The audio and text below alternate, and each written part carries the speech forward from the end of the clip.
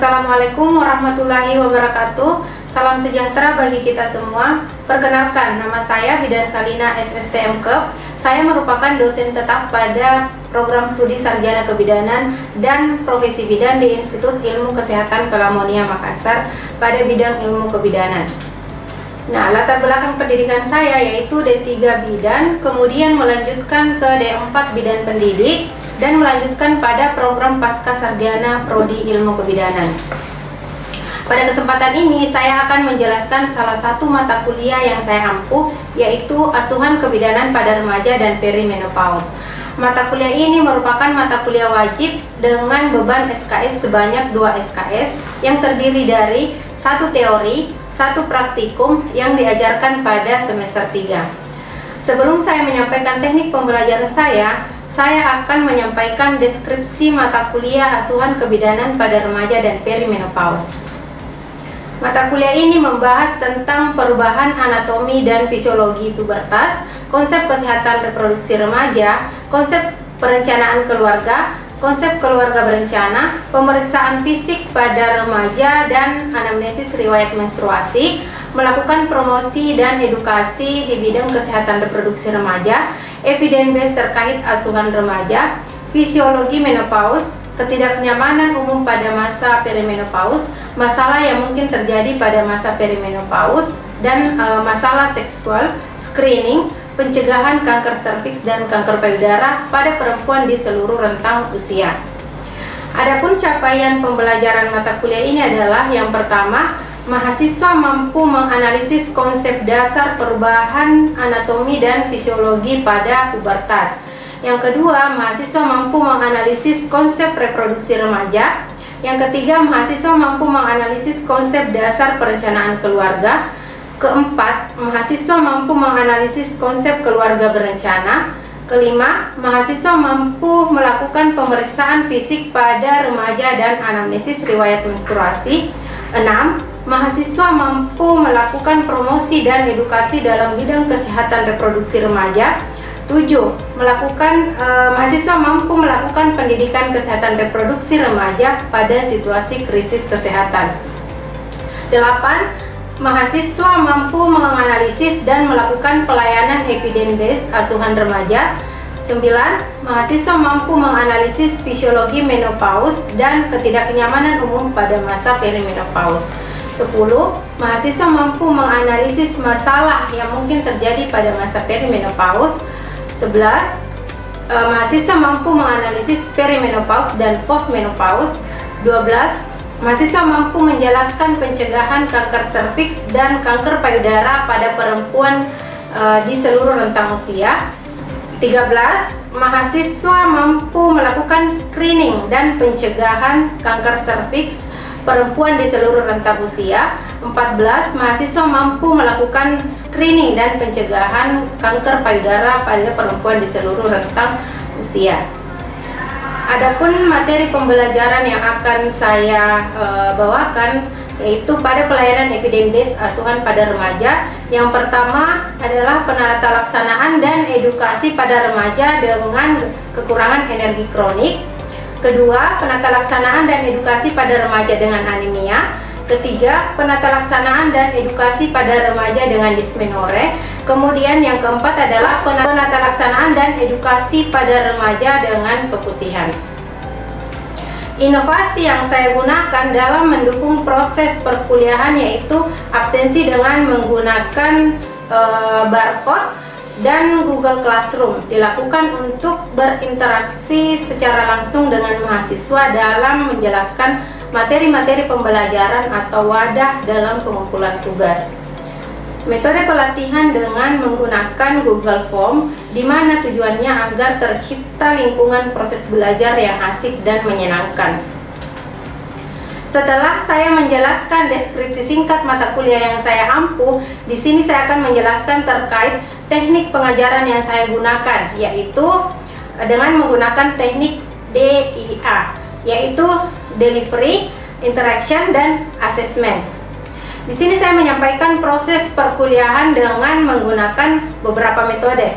Yang pertama adalah metode ceramah atau penyampaian materi yang diharapkan mahasiswa dapat memahami secara langsung dan tepat agar dapat mengaplikasikan langsung pada saat sudah terjun ke lapangan. Kemudian, sebelum memulai materi, biasanya saya melakukan refleksi terlebih dahulu terkait materi yang telah dibawakan pada pertemuan sebelumnya. Dalam proses penyampaian, saya juga selalu memberikan pertanyaan-pertanyaan terkait dengan apa-apa yang mereka kurang pahami dan kurang mengerti. Nah, setelah penyampaian materi pun, saya kembali menanyakan hal-hal yang kiranya kurang dipahami oleh mahasiswa.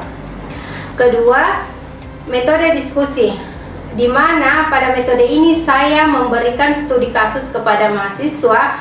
Jadi, dalam pelaksanaannya, saya mengharapkan mahasiswa mampu memiliki pola pikir yang terarah, kritis, serta mampu tampil di depan umum. Adapun komponen penilaian yang saya lakukan diantaranya yaitu pada penilaian ujian tengah semester sebanyak 25%, ujian akhir semester 30%, penugasan dan kuis itu 35%, dan kehadiran sebanyak 10%.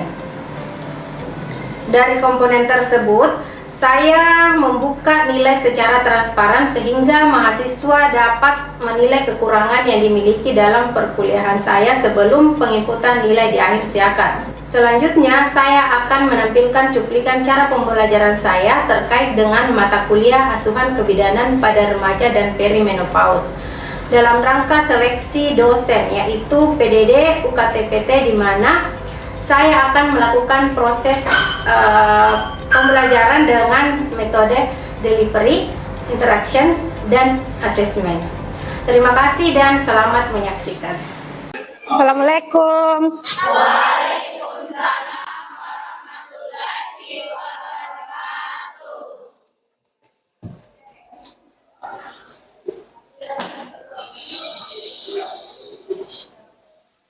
Lapor kelas B23 Prodi S1 Kebidanan jumlah 40, keterangan hadir 40.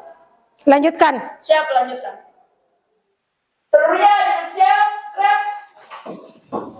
Sebelum kita mulai pembelajaran, mari kita bersama-sama berdoa. Berdoa dimulai.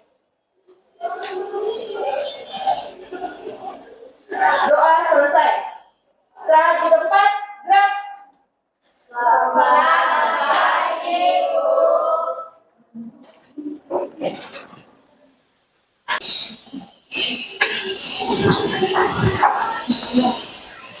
Baik. Assalamualaikum warahmatullahi wabarakatuh. Waalaikumsalam warahmatullahi wabarakatuh. Bagaimana kabarnya hari ini? Alhamdulillah baik. Oke, jadi sebelum kita masuk pada materi hari ini, silahkan di-scan barcode yang ada di layar untuk memenuhi absensi kehadiran hari ini. Oke, silakan.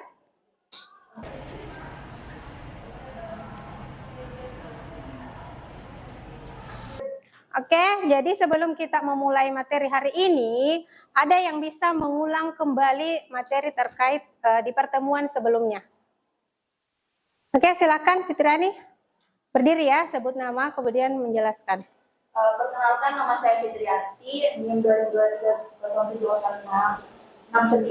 Di sini saya akan mereview ulang di mana pertemuan minggu lalu itu prinsip pelayanan kesehatan pada remaja, di mana yang pertama itu kita ramah remaja, di mana kita melakukan pendekatan kepada remaja. Terus yang kedua itu kerahasiaan, di mana informasi tentang remaja itu kita tidak boleh sebarluaskan. Terus yang ketiga itu ada komunikasi efektif dan empati. Keempat, informasi lengkap dan akurat. Dan yang kelima itu keterlibatan remaja. Oke, bagus sekali jawabannya. Ada lagi yang mau menambahkan? Oke, silakan Naila. Baik, perkenalkan saya adalah Syahri Sandra, NIM 20230708. Tadi saya akan mereview tentang edukasi. Edukasi yang pertama, edukasi individu, di mana edukasi diberikan dengan sasaran individu. Kemudian edukasi kelompok, di mana diberikan dengan sasaran kelompok. Dan ketiga, edukasi masyarakat, di mana diberikan sasaran kepada masyarakat. Oke, ada lagi yang mau mereview? Oke, silakan.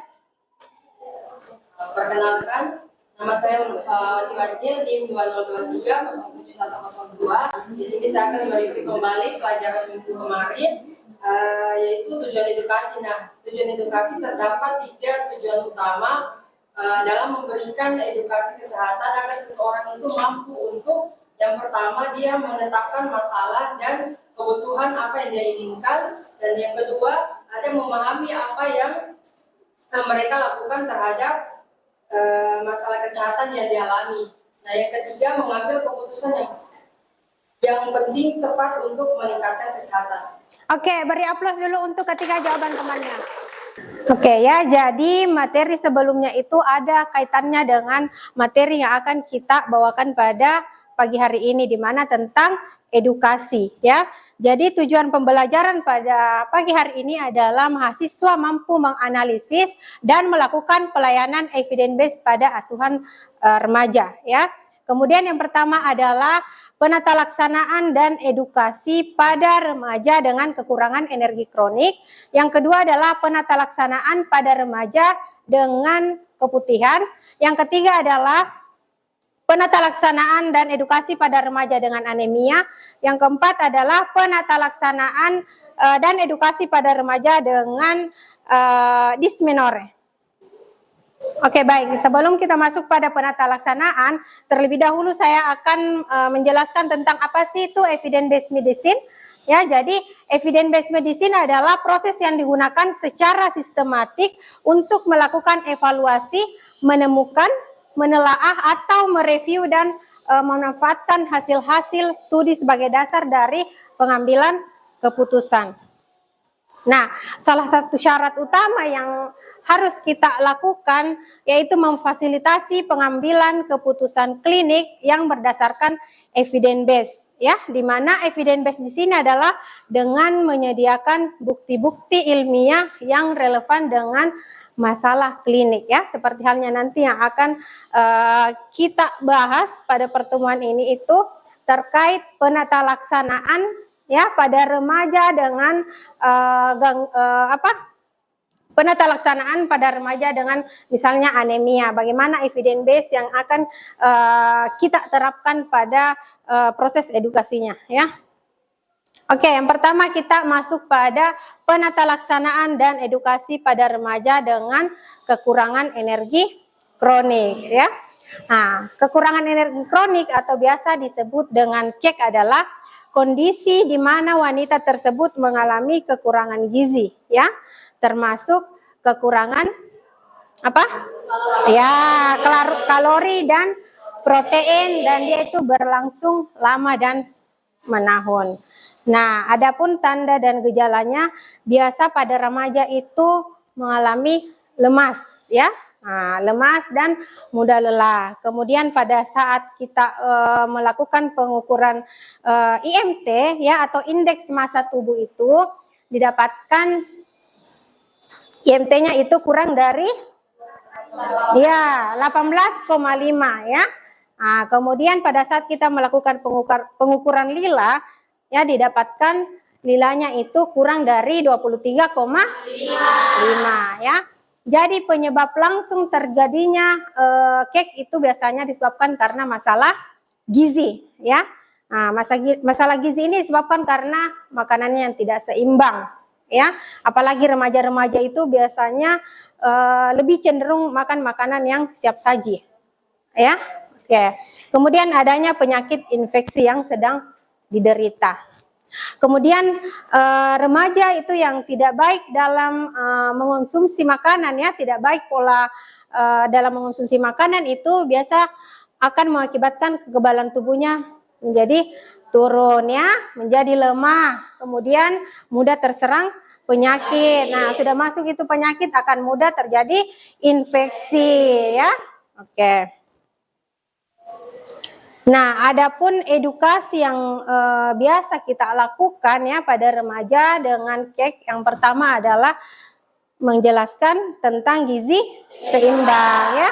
Jadi gizi seimbang di sini merupakan langkah utama dalam bentuk pencegahan terjadinya kek ya. Kemudian kita membangun perubahan perilaku ya, perubahan perilaku terhadap remaja. Jadi kita menyampaikan agar remaja tersebut itu memperhatikan dari segi makanannya ya. Jangan jajan sembarangan ya, tetap diperhatikan kebutuhan nutrisinya ya, gizi seimbang. Kemudian kita juga alangkah baiknya kalau misalnya melibatkan keluarga ya, libatkan keluarga dalam proses pengaturan pola makannya ya. Kemudian langkah yang bisa kita lakukan dalam proses edukasi ini dengan melakukan penyuluhan. Ya, penyuluhan yang bisa kita berikan, misalnya kita menggunakan media, karena kan beda kalau misalnya hanya kita ngomong di depan, pasti remaja ini kurang tertarik ya dengan apa yang kita sampaikan. Tetapi kalau kita bisa menggunakan media seperti leaflet, sambil kita menjelaskan, sambil remajanya itu membaca, ya, jadi pasti akan lebih mudah dipahami. Oke, jadi salah satu penata laksanaan yang evidence based yang sudah dilakukan penelitian untuk menangani kasus kek yang pertama adalah smoothies kurma ya. Jadi kita menyampaikan, kita menganjurkan ya kepada remaja untuk mengonsumsi smoothies kurma, di mana smoothies kurma di sini terbuat dari susu UHT ya. Susu UHT ini dicampur dengan kurma, kemudian di blender ya, di blender halus, kemudian itu yang diminum. Ya, diminumnya itu 1 kali sehari selama 60 hari. Nah, cara untuk membuat smoothies kurma ini 150 ml ya. Nah, 150 ml susu UHT dicampur dengan 50 gram kurma ya. Nah, jadi dari hasil penelitian ini terbukti ya dan efektif dalam bisa menjadi inovasi pendamping ya, inovasi pendamping yang bisa kita berikan ya, atau yang bisa kita sampaikan kepada remaja supaya tetap dikonsumsi smoothies ini dalam penanganan kek ya. Kemudian yang kedua adalah penata laksanaan edukasi pada remaja dengan anemia ya. Jadi anemia ini masih ada sebenarnya hubungannya dengan kek tadi ya. Jadi itu berhubungan. Kalau dia anemia ya, anemia bisa menyebabkan juga kek ya. Kek juga akan bisa mengakibatkan anemia ya. Karena kan anemia itu kurang darah ya, kurang HB-nya ya.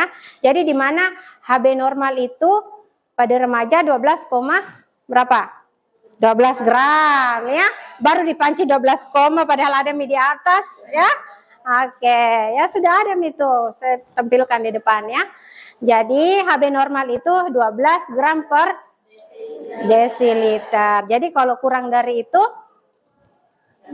berarti anemia ya. Jadi bisa dikategorikan anemia ringan. Kemudian selanjutnya adalah diet yang tidak seimbang ya. Nah, remaja itu banyak sekali yang melakukan program diet ya, karena ingin menghasilkan tubuh yang bagus, tubuh yang seksi ya, tubuh yang ideal. Nah, makanya mereka diet. Tapi diet yang dilakukan di sini adalah diet yang salah. Ya, diet yang salah akan mengakibatkan kurangnya asupan zat besi ya, kurangnya makanan, kurang asupan zat besi sehingga terjadilah anemia ya. Nah, dari hasil penelitian dengan mengonsumsi kurma ajwa selama 14 hari sebanyak 100 gram atau kurang lebih 5 sampai 7 buah ya. Jadi di sini menunjukkan bahwa dengan pemberian kurma ini berpengaruh terhadap peningkatan kadar HB pada kejadian anemia. Ya? Sampai di sini jelas? Jelas. Selanjutnya adalah penata laksanaan pada kasus dysmenorrhea. Ada yang tahu apa itu dysmenorrhea? Ya, silakan berdiri. Ya, yang besar suaranya supaya temannya lain bisa dengar. Baik, perkenalkan nama saya Srina, NIM 2023-27-21. Nah, dysmenorrhea itu adalah nyeri menstruasi pada remaja yang terjadi saat haid. Biasanya itu pada hari pertama sampai hari ketiga. Oke, ya. Bagus sekali jawabannya. Beri aplaus dulu untuk temannya. Oke ya. Jadi dysmenorrhea itu adalah nyeri haid ya. Biasanya dialami pada remaja pada saat dia menjelang haid ya. Kemudian nyeri haid ini biasanya dirasakan pada daerah perut bagian bawah ya, tembus ke belakang ya. Jadi nyeri haid ini memang lumayan mengganggu ya.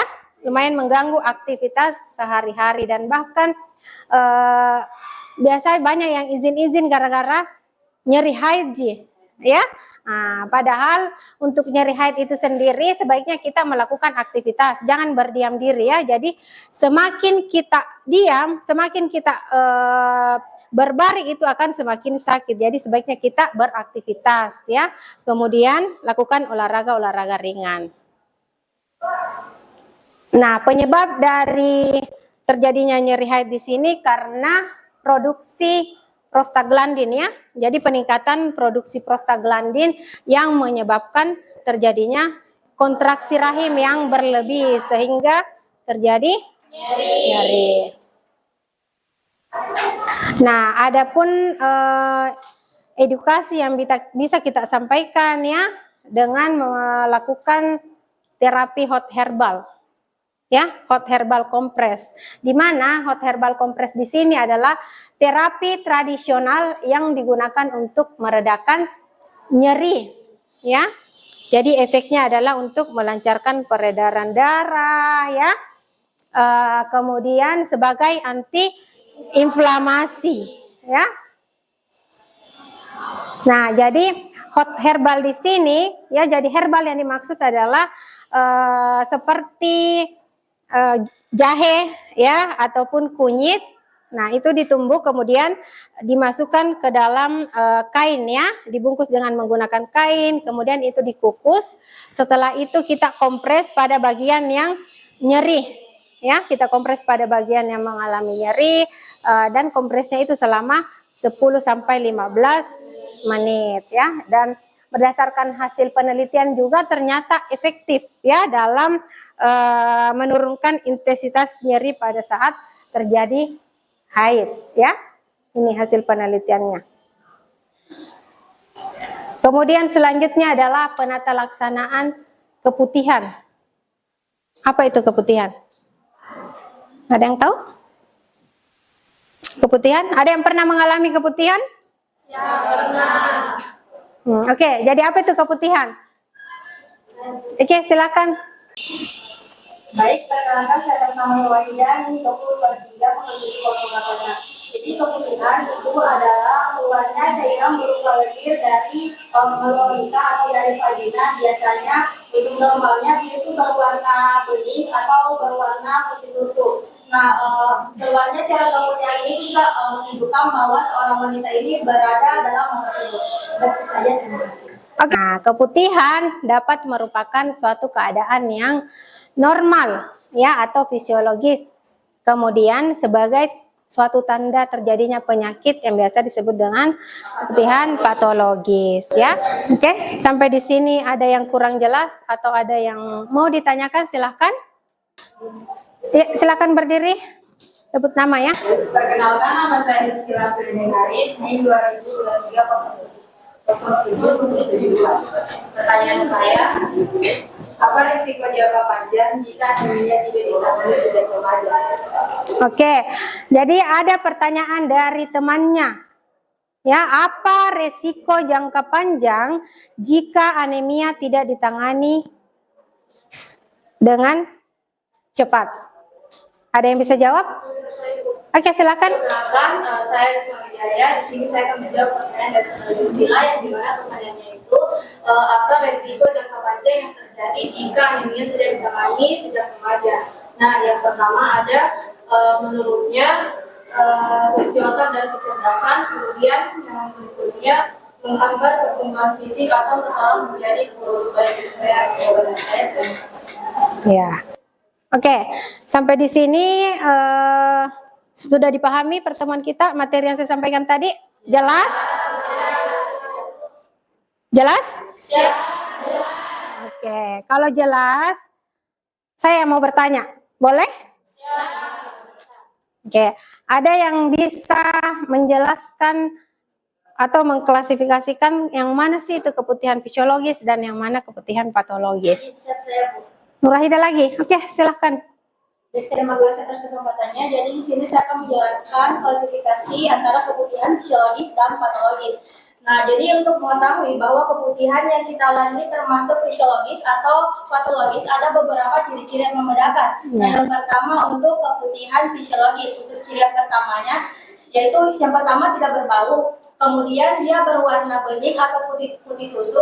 Terus yang ketiga, dia tidak disertai dengan rasa nyeri, gatal, maupun bau menyengat. Dan yang terakhir, itu biasanya terjadi pada saat menjelang ovulasi, ketika kita stres, kelelahan, atau pada saat menjelang menstruasi. Kemudian yang kedua yaitu keputihan patologis. Nah, untuk ciri-cirinya, yang pertama yaitu dia berbau tidak sedap. Biasanya dia berbau amis atau berbau busuk. Kemudian yang kedua, dia biasanya berwarna kehijauan, kekuningan, maupun kecoklatan. Terus yang ketiga, dia biasanya tuh disertai oleh rasa nyeri, kemudian gatal maupun kemerahan pada area vagina.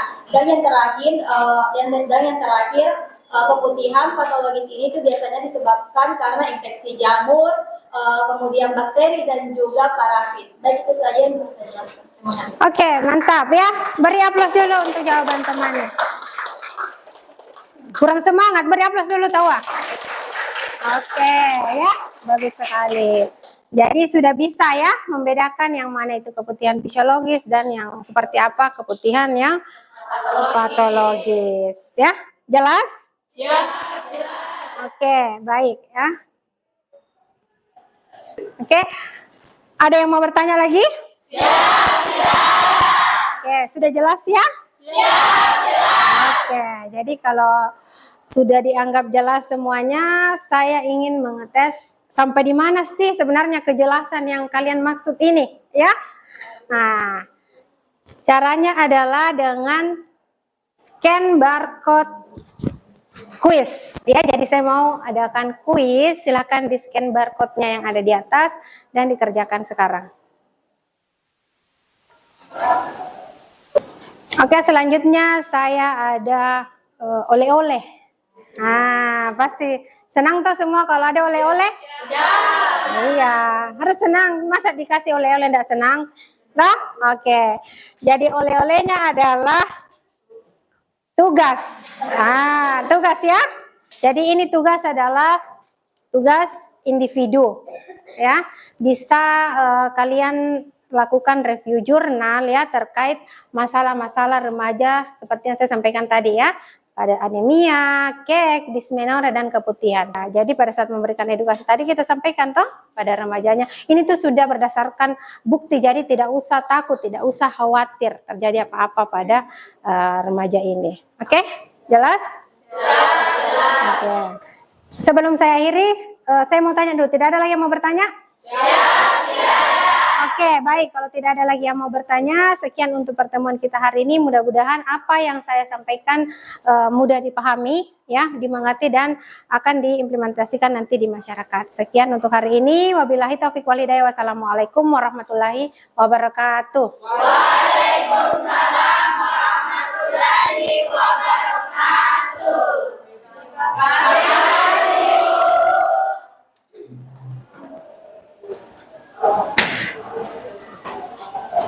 Seluruhnya duduk siap, gerak. Proses pembelajaran telah selesai, laporan selesai. Lanjutkan. Siap, lanjutkan. Seluruhnya istirahat di tempat, gerak.